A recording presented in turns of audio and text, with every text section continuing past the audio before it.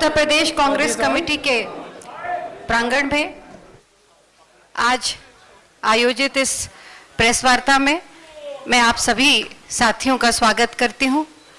अब मैं सुप्रिया श्रीनेत जी जो हमारी नेशनल स्पोक्सपर्सन हैं, मैं उनसे अनुरोध करूंगी कि वो इस प्रेस कॉन्फ्रेंस को ओपन करें। मैं आदरणीय प्रियंका गांधी जी का और मंच पे बैठे हमारे सभी वरिष्ठ कांग्रेस के नेताओं का भी बहुत बहुत अभिनंदन करती हूँ। धन्यवाद। बहुत बहुत धन्यवाद। मंच पर बैठी अखिल भारतीय राष्ट्रीय कांग्रेस की राष्ट्रीय महासचिव प्रियंका गांधी जी और सभी वरिष्ठ नेतागण और पत्रकार साथियों, आप सबका बहुत बहुत स्वागत है। आप सबको नमस्कार। और मैं ये दावे के साथ कह सकती हूं कि आज का दिन देश की राजनीति में एक नया अध्याय, एक नई क्रांति लाएगा। मैं ये भी दावे के साथ कह सकती हूं कि सक्रिय राजनीति में आने से पहले और उसमें आने के बाद जिस कर्तव्य बोधता का और जिन मूल्यों को लेकर प्रियंका जी चली हैं, उसमें साहस का, दृढ़ निश्चय का और करुणा का समावेश है। मैं सिर्फ इसलिए नहीं कह रही हूं क्योंकि ये मेरी नेता है, लेकिन जब ये सड़कों पर उतर के अन्याय के खिलाफ लड़ती हैं तो इनकी साहस और दृढ़ निश्चय दिखता है। जब ये हाथरस में एक मजबूर मां को गले लगाती हैं और लखीमपुर में किसानों के आंसू पोंछती हैं तो इनकी करुणा, इनकी सहृदयता दिखती है। मुझे ऐसा लगता है कि उत्तर प्रदेश की राजनीति, उत्तर प्रदेश जो देश का सबसे बहुल्य क्षेत्र है, एक बड़े निर्णायक मोड़ पे खड़ा है। और आज जिस बात को करने के लिए प्रियंका जी आपके बीच में आई हैं, वो जरूर ऐतिहासिक है। मैं ये जरूर कहना चाहती हूं कि जिस आगामी चुनाव के लिए कांग्रेस पार्टी ने इस बार घोषणाओं के बजाय प्रतिज्ञा का प्रण किया है, और इस क्रम में आज जो सबसे बड़ी और सबसे पहली प्रतिज्ञा है, उसके बारे में आपको संबोधित करने के लिए, देश की राजनीति की तरफ एक नई क्रांति का पहला कदम उठाने के लिए मैं प्रियंका गांधी जी को आमंत्रित करती हूं।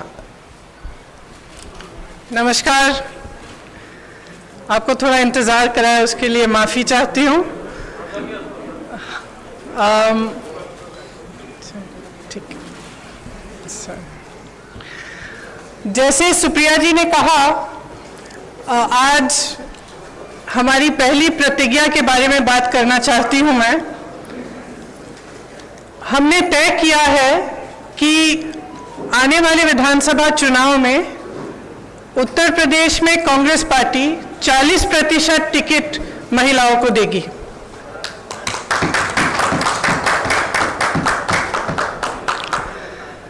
हमारी प्रतिज्ञा है कि महिलाएं उत्तर प्रदेश की राजनीति में पूरी तरह से भागीदार होंगी।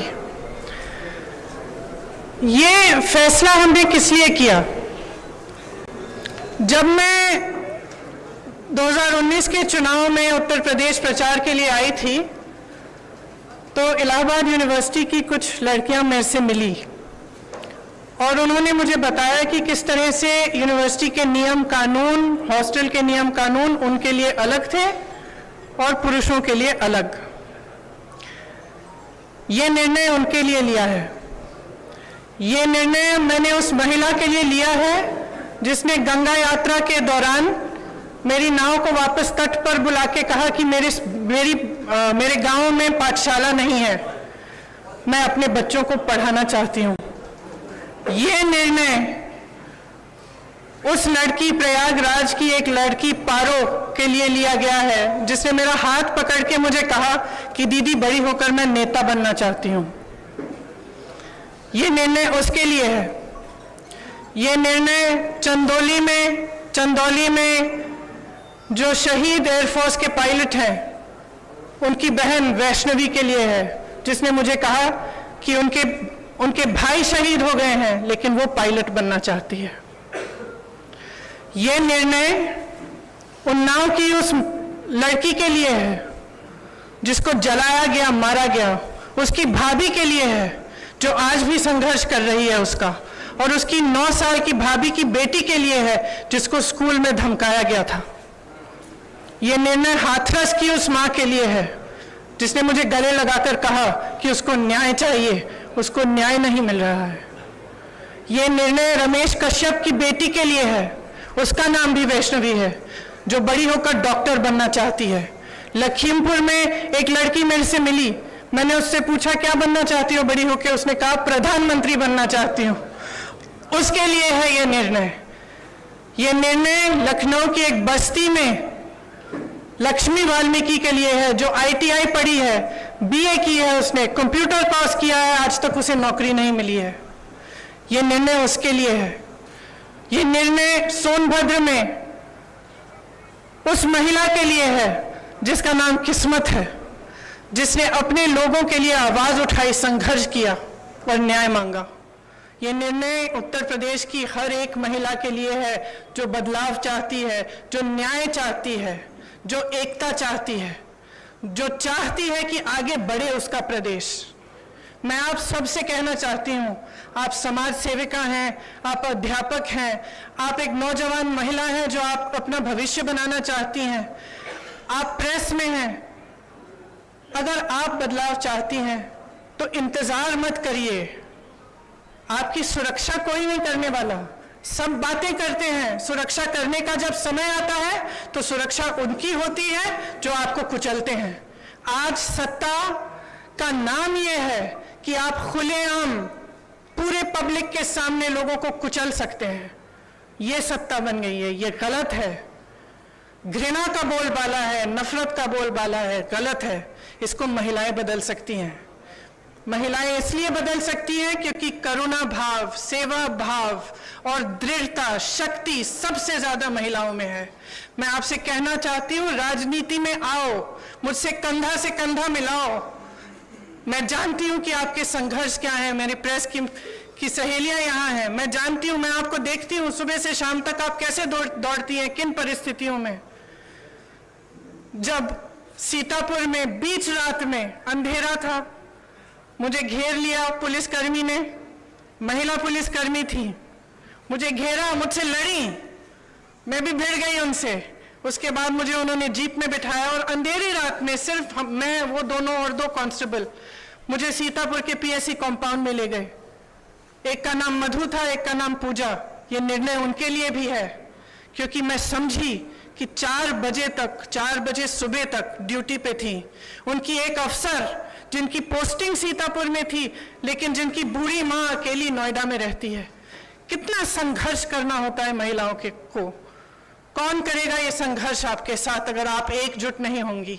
अगर देश को जातिवाद और धर्म की राजनीति में से निकालकर विकास की राजनीति की ओर ले जाना है, अगर देश को समता की राजनीति की ओर ले जाना है, भागीदारी की राजनीति की ओर ले जाना है, तो महिलाओं को आगे बढ़ना पड़ेगा। आपको खुद ये काम करना पड़ेगा। आगे बढ़िए।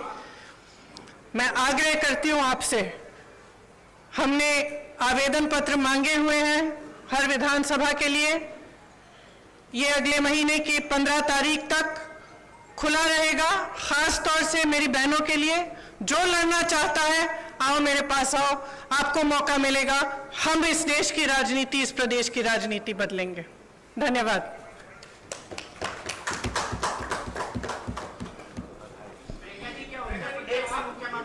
हम लोग कुछ सवाल लेंगे।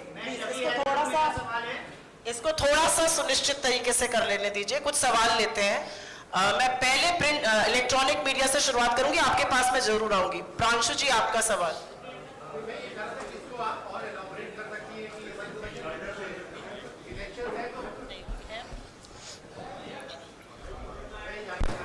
इसको अगर और इलैबोरेट कर सके कि इस डिसीजन के पीछे का एक पॉलिटिकल रैशनल क्या है, क्योंकि लोग ये चाहेंगे। सुनाई नहीं दे रहा है। थोड़ा सा शांत रह जाइए, आपके कोलीग को सवाल। मैं ये पूछ रहा था कि इसको आप थोड़ा सा अगर और इलैबोरेट कर सके कि इसके पीछे का रैशनल क्या है, क्योंकि लोग ये कहेंगे कि चुनाव का सीजन है और आप इतना बड़ा एक गैम्बिट ले रही हैं कि आप कह रही हैं 40% टिकट, जो कि लगभग 100 टिकट से ज्यादा होगा, आप महिलाओं को। मेरी बस चलती तो 50 करती। तो इसके पीछे का रैशनल क्या है? और दूसरा, क्या आपको लगता है कि ये जो प्रोसेस है अभी टिकट देने का, और उसके बाद आपकी पार्टी के अंदर जो ओवरऑल एक नेशनल लेवल पे यूपी के बियॉन्ड भी महिलाओं का जो रिप्रेजेंटेशन है, क्या उसको बढ़ाने के पीछे का थॉट प्रोसेस ओरिजिनल? देखिए, यहाँ पे बढ़ेगा तो नेशनली भी बढ़ेगा। मैं यूपी की इंचार्ज हूँ, यहाँ का निर्णय हम लोगों ने लिया है, सबकी सहमति के साथ लिया है। इसके पीछे, जैसे मैंने कहा, मुख्य सोच ये है कि जो महिला है वो एकजुट होकर एक फोर्स नहीं बन रही है, उसको भी जातियों में, धर्मों में बांटा जा रहा है। राजनीतिक पार्टियां सोचती है कि एक गैस सिलेंडर देके 2000 रुपए देके खुश कर देंगे, लेकिन जो महिला का संघर्ष है वो एक बहुत लंबा और बहुत गहरा संघर्ष है। अगर हम समझेंगे नहीं कि हमें एकजुट होकर ये संघर्ष करना है, तब तक हमारे समाज में, हमारे देश में, हमारी राजनीति में बदलाव नहीं आ सकता है। तो सोच ये है कि हमें जाति से ऊपर उठकर, धर्म से ऊपर उठकर, जो प्रदेश है, देश है, एक तरह से हम महिला है वो सबसे बड़ी चीज है हमारे लिए। हम एक दूसरे के संघर्ष समझें। जब हम देखें कि एक महिला लड़ रही है तो हमारे मन में ये नहीं आए कि अच्छा ये तो ऐसी महिला है या वैसी महिला है। हमारे मन में ये आए कि ये महिला है, मेरी बहन है, मुझे इसके साथ खड़ा होना चाहिए, मुझे इसके साथ लड़ना चाहिए। ये भावना है इसके पीछे। जयनेन्द्र जी एबीपी, उनका हाथ उठा हुआ है। मैं आप सबके पास आऊंगी, थोड़ा सा धैर्य रख लीजिए।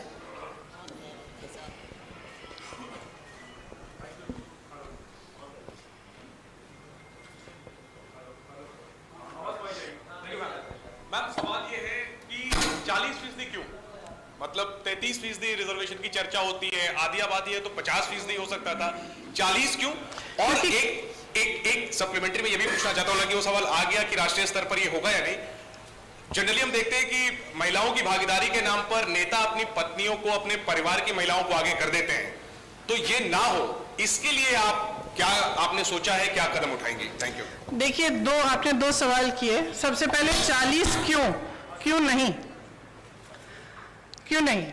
शुरुआत है, 40 से शुरू करेंगे। अब मैंने कहा अगर मेरा बस चलता तो 50 होता, तो लेकिन सबकी सहमति के साथ 40 तय किया है। अगले चुनाव में 50 भी हो सकता है।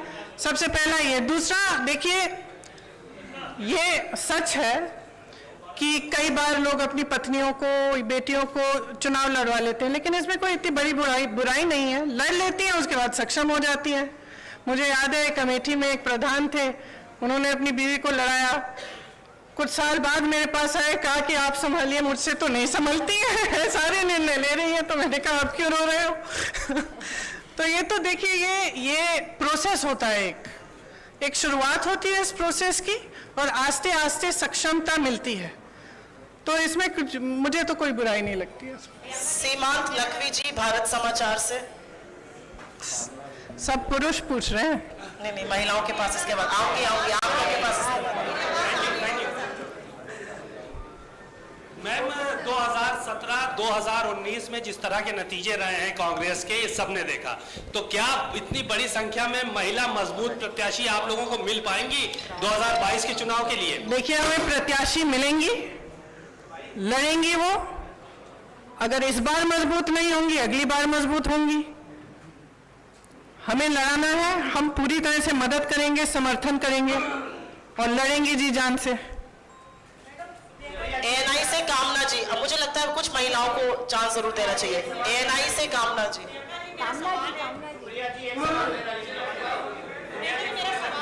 आप सबके पास आएंगे, थोड़ा सा धैर्य रख लीजिए, आप ही के कोलीग्स हैं। कामना जी, मेरा सवाल है, आपने उत्तर प्रदेश के लिए ये बात कही, मैं जानना चाहती हूँ, जिस स्टेट में ऑलरेडी कांग्रेस की सरकार है, पंजाब हो, वहां पर तो चुनाव होने वाले, क्या यही फॉर्मूला वहां पे भी लागू करेंगी? देखिए, उत्तर प्रदेश, मैं उत्तर प्रदेश की इंचार्ज हूँ यहाँ का। जैसे मैंने कहा, हमने निर्णय लिया है। अब ये मिसाल बनेगा, अगर दूसरे भी इसको फॉलो करना चाहते हैं तो बहुत अच्छा रहेगा। प्रियंका जी, जातिगत आधार पर टिकट मिलते हैं। माफ करिए, एक सवाल प्लीज पूछिए, उनको खत्म कर लीजिए, फिर आपके पास आते हैं। महिलाओं को जो टिकट दिया जाएगा, क्या वो जातिगत आधार पर दिया जाएगा? क्या वो जाति के आधार पर दिया जाएगा? महिला की सक्षमता के आधार पर दिया जाएगा, मेरिट के आधार पर। वो कितना काम कर रही है, कितना उसके विधानसभा के लोग उनको पहचानते हैं, उसके हिसाब से दिया जाएगा। एक शायद ये इंतजार कर रही थी जी।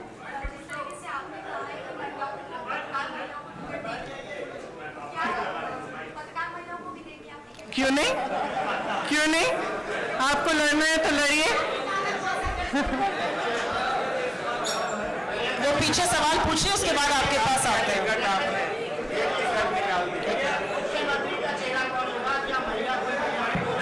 वो आगे जाके देखेंगे। क्यों? मैं जब बताऊंगी, जब बताना चाहती हूँ। 1 मिनट रुक जाइए सर। हाँ, आप पूछिए मैडम। रितु सिंह लखीमपुर वाला भी दोहरा दीजिएगा।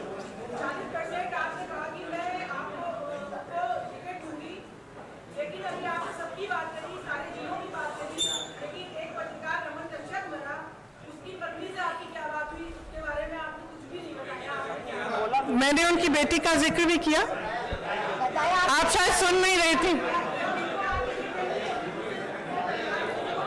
सॉरी, और वो लड़ना चाहेंगे तो जरूर।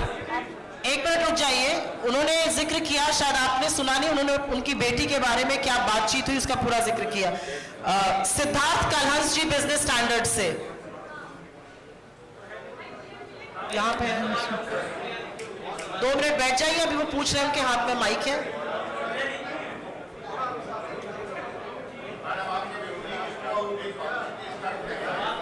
प्लीज आप लोग थोड़ा शांत रहिए, आपके कोलीग एक सवाल पूछ रहे हैं, आप लोगों से अनुरोध है थोड़ा सा धैर्य और शांति रखिए। आप भी रुक जाइए, वो सवाल पूछ। मैं अपने विरोधियों को कहना चाहूंगी कि थोड़ी अपनी क्रिएटिविटी बढ़ा लें, क्योंकि मैं जो भी करती हूँ वो या तो उसको टूरिज्म बोलते हैं या पब्लिसिटी स्टंट बोलते हैं। अब कुछ नया ढूंढें।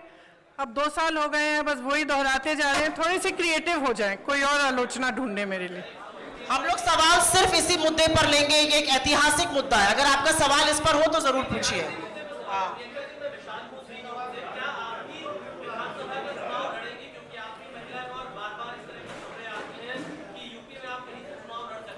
ये निर्णय मैंने अभी लिया नहीं है, अभी कुछ टाइम है चुनाव के लिए, मैं ले लूंगी। हाँ, इस पे सोच के मैं निर्णय लूंगी कि लड़ना है कि नहीं। रोहित जी, नवभारत टाइम्स से, नवभारत टाइम्स से रोहित जी।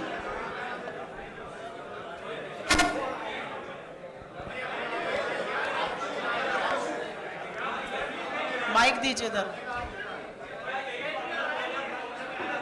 ये आप इस माइक पर पूछिए सवाल। He is also wanting to ask the guy. आपके पास आ रहे हैं, अगला आपके पास आ रहा है। Sorry. फॉर्मूला 2024 में भी लागू हेलो, होगा। आशा है कि 2024 में इससे ज्यादा होगा। आपका सवाल।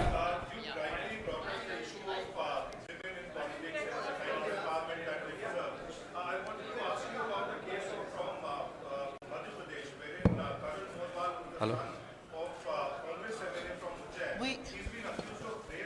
We are restricting, I'm sorry, but we are restricting questions only to this issue. No, this is a historic issue. I will not let any other questions be asked. Please respect my prerogative. This is a historic. Shall we do one thing? Shall we have a separate interview and I'll answer your questions? We cannot have you. Next question, please. मैं समर्थ हूँ आज तक से। मेरा सवाल है कि अखिलेश यादव लगातार कह रहे हैं कि वो मुख्य विपक्ष हैं। कांग्रेस पार्टी और प्रियंका गांधी, आपका इसको लेकर क्या कहना है? आप इस मुद्दे पर अगर आपका सवाल हो तो जरूर हाथ उठाइए। आज ये ऐतिहासिक है, मुझे लगता है कि इस मुद्दे को समझिए। आज तक आजाद हिंदुस्तान में 40% टिकट किसी भी पार्टी ने कहीं पर भी महिलाओं को नहीं दिया है। इसकी थोड़ी सी ऐतिहासिकता को समझिए। प्रिंट से प्रशांत जी सवाल पूछना चाहते हैं, उनके पास माइक दीजिए। आपके पास भी आएंगे। मैं कहीं जा नहीं रही हूँ, अभी तो पत्रकारिता मैं कहीं जा नहीं रही हूँ। प्रियंका जी, आपने तो सवाल पूछा। मेरा सवाल ये है कि सुनिए, मैं कहीं जा नहीं रही हूँ, मैं यही हूँ। आप पूछ लीजिए इसके बाद। प्रियंका जी, सवाल ये है कि कांग्रेस में कैंडिडेट्स का सिलेक्शन और कैंडिडेट्स की एप्लीकेशन पिछले 2 महीने से लिए जा रहे हैं, लगभग 1.5-2 महीना हो गया। लेकिन फैसला आज आप ये करते हैं कि 40% टिकट आप महिलाओं को देंगी। तो क्या जो जितने भी कैंडिडेट्स ने अभी अप्लाई किया, क्या उनमें से कोई जेन्युइन नहीं थे तो 40% का फैसला करना पड़ा, या नतीजों को ध्यान में रखते हुए, क्योंकि कांग्रेस का गठबंधन भी अभी क्लियर नहीं है किसी के साथ होगा या नहीं होगा, या जो भी पहले के नतीजे रहे हैं, या उनको देखते हुए ये फैसला लेना पड़ा कि 40%? देखिए, ये लेना पड़ा नहीं है। ये फैसला मैंने आपको समझाया किस लिए लिया। मैंने इससे पहले काफ़ी इलेबोरेट किया कि क्यों लिया गया है ये फैसला। ये फैसला महिलाओं के सशक्तिकरण के लिए है, इसके पीछे और कोई छुपा राज नहीं है। यहाँ से कुछ सवाल थे, अगर इस मुद्दे पर हो तो आप जरूर पूछिए। इस मुद्दे पर है।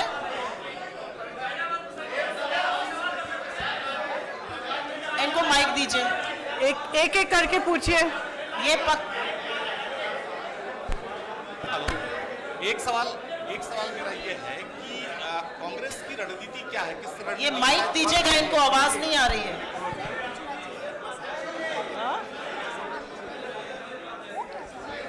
आने वाले चुनाव में बड़ी चुनौती है कांग्रेस के सामने। आप लोग थोड़ा धैर्य रखिए, ये पत्रकार वार्ता है, वो सवाल पूछ रहे हैं मैम। 2 मिनट रुक जाइए, पूछिए आप इस मुद्दे पर अगर है तो। इसके अलावा हम लोग किसी मुद्दे पर आज चर्चा नहीं करेंगे। आने वाले समय में बड़ी चुनौती है इस कांग्रेस मुद्दे के पर। सामने। आप अमेठी जैसी जगहों पर आप सीट हार गई, तो कैसे अपने लोगों को आप इकट्ठा करेंगे? क्योंकि जिस तरह से आप देखिए भारतीय जनता पार्टी ने अपने तमाम प्रोग्राम चलाए हैं, उसकी अपेक्षा कांग्रेस उतना जमीन पर दिख नहीं रही। आपको शायद मालूम नहीं होगा कि पिछले 2 सालों में 18,700 से ज्यादा कांग्रेस के कार्यकर्ता जेल गए हैं उत्तर प्रदेश में। 3 दिन से 3 महीनों के लिए लगातार प्रोग्राम कर रहे हैं।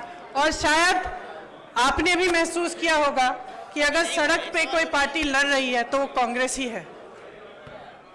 प्रियंका मैम, मेरा एक सवाल है आपसे कि राहुल जी आते हैं, वो राजीव सुरजेवाला के साथ होते हैं, आप सुप्रिया जी के साथ आई हैं। हम लोगों का जो इंटरेक्शन होता है वो यहाँ पे लोकल लोगों से होता है। ये आएंगी, दिल्ली चली जाएंगी, हम लोगों को यहाँ पर उस तरीके से जो खबरें हैं वो सारी चीजें आप ये जी। तो मेरा सवाल क्या है जी आपका? मेरा सवाल मैम यही है कि सबसे पहले आपको ईद मिलादुन नबी की मुबारकबाद। धन्यवाद आपको भी। नबी है। और मेरा सवाल आपसे वही है कि कांग्रेस क्या मुख्यमंत्री का फेस देकर चुनाव लड़ेगी या विदाउट सीएम कैंडिडेट? मैंने उस सवाल का भी अभी जवाब दिया। इस पे अभी निर्णय नहीं हुआ है, जब होगा आपको पता चल जाएगा। आपका 2 बार सवाल का जवाब दे चुकी हूँ। कहिए, उससे पूछ रहे तो इन दोनों से पूछ रहे। इस मुद्दे पर सवाल है, माइक ही नहीं चल रहा है। आपका सवाल इस मुद्दे पर है?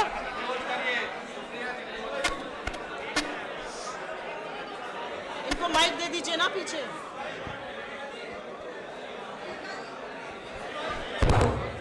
मैडम, मेरा एक सवाल ये था कि अल्पसंख्यक मुद्दे पर कांग्रेस का क्या? नहीं सर, हम सवाल सिर्फ इसी इशू पर लेंगे। आज की प्रेस कॉन्फ्रेंस महिलाओं के मुद्दे पे है, उसके बाद हम इससे बात कर सकते हैं जी।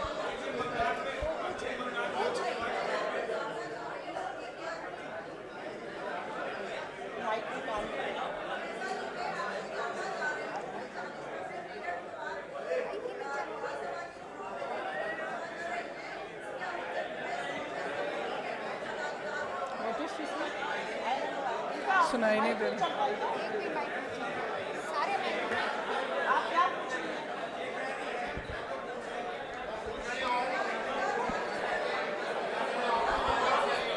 Hello hello.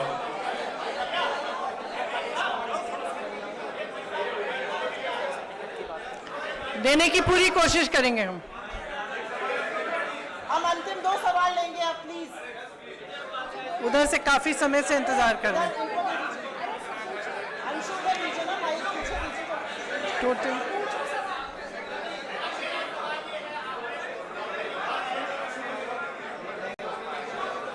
आप पूछिए सवाल।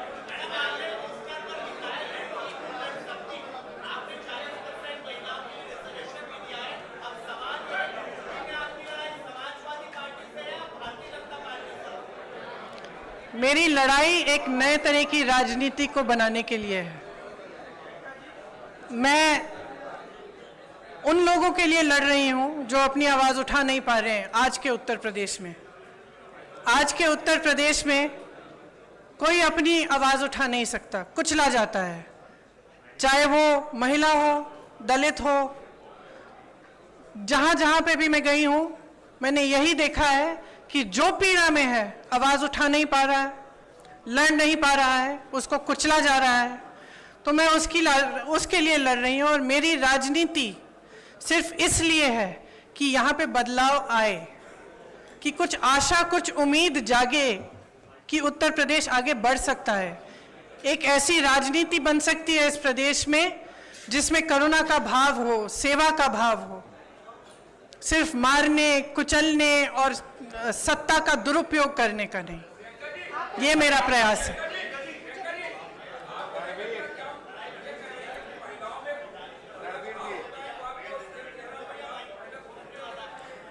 अब ठहरिए, देखिए क्या होता है आगे आगे।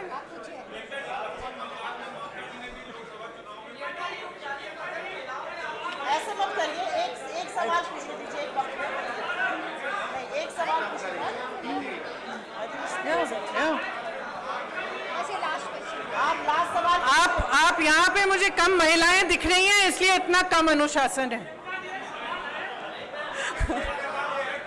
देखो कितनी शालीनता से खड़ी है वहां पे पीछे, और आप सब चिल्ला रहे हैं। हम लोग अंतिम सवाल लेंगे।